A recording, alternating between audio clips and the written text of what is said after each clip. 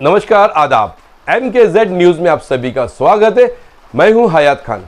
आइए डालते खबर पर एक नजर। मेरा तीसरा प्रश्न है मोहन भागवत जी से।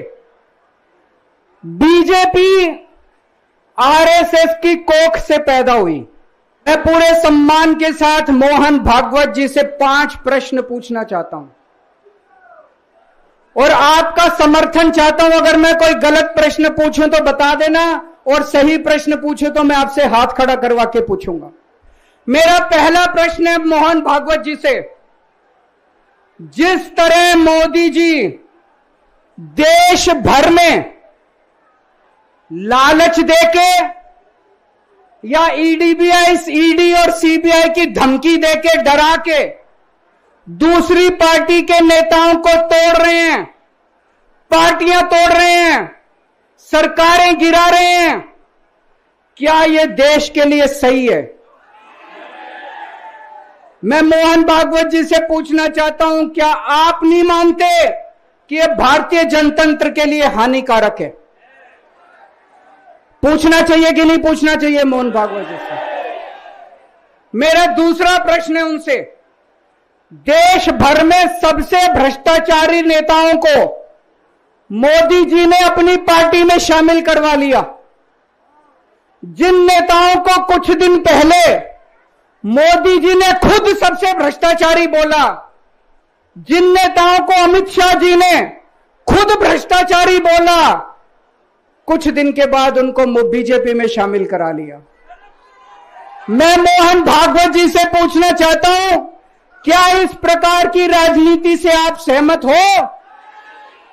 क्या आपने कभी ऐसी बीजेपी की कल्पना की थी? पूछना चाहिए कि नहीं पूछना चाहिए मोहन भागवत जी से? मेरा तीसरा प्रश्न है मोहन भागवत जी से। बीजेपी आरएसएस की कोख से पैदा हुई है कि नहीं है? कहा जाता है यह देखना आरएसएस की जिम्मेदारी है कि बीजेपी पथभ्रष्ट ना हो। मैं मोहन भागवत जी से पूछना चाहता हूं, क्या आप आज की बीजेपी के इन कदमों से सहमत हैं? क्या आपने कभी मोदी जी से यह सब ना करने के लिए बोला? मोहन भागवत जी बताएं कि क्या आपने मोदी जी को यह सब गलत हरकतें करने से रोका कभी? पूछना चाहिए नहीं पूछना चाहिए? मेरा चौथा प्रश्न है मोहन भागवत जी से। जेपी नड्डा जी ने लोकसभा चुनाव के दौरान उन्होंने कहा कि बीजेपी को अब आरएसएस की जरूरत नहीं है। आरएसएस बीजेपी की मां समान है कि नहीं है? क्या बेटा इतना बड़ा हो गया कि मां को आंखें दिखाने लग गया? क्या बेटा इतना बड़ा हो गया कि आज मां को आंखें दिखाने लग गया?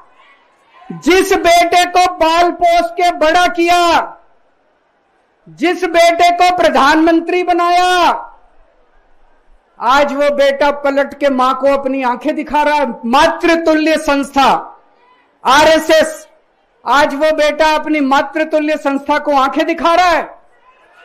मैं मोहन भागवत जी से पूछना चाहता हूं, जब नड्डा जी ने यह कहा तो आपके दिल पे क्या गुजरी, आप जरा बताइए इस देश को। क्या आपको दुख नहीं हुआ? मैं आरएसएस के हर कार्यकर्ता से पूछना चाहता हूं, जब नड्डा जी ने कहा कि हमें आरएसएस की जरूरत नहीं है, क्या आरएसएस के हर कार्यकर्ता को दुख नहीं हुआ?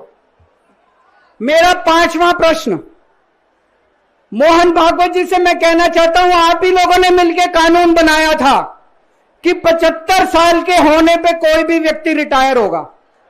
इस कानून के तहत आडवाणी जी को रिटायर कर दिया, मुरली मनोहर जी जैसे बड़े बड़े नेताओं को रिटायर कर दिया, बीसी खंडूरी जी को रिटायर कर दिया, कलराज मिश्र को रिटायर कर दिया, शांता कुमार को और पता नहीं कितने लोगों को रिटायर कर दिया। अब अमित शाह जी कह रहे हैं कि यह नियम मोदी जी पे लागू नहीं होगा। तो मैं मोहन भागवत जी से पूछना चाहता हूं, क्या आप इससे सहमत हो कि जो नियम आडवाणी जी पे लागू हुआ वो मोदी जी पे लागू नहीं होना चाहिए। आप ये पूछना चाहते हैं कि नहीं पूछना चाहते? पूरा देश आज मोहन भागवत जी से ये प्रश्न पूछना, आज आपके बीच में आया हूं, आपसे पूछने के लिए आया हूं, केजरीवाल चोर है या केजरीवाल को जेल भेजने वाले चोर हैं? जिन जिन लोगों को लगता है केजरीवाल ईमानदार है, हाथ खड़े करके बता दो जरा से। ये कैमरे वाले जरा से दिखा दो कि दिल्ली की जनता क्या सोचती है।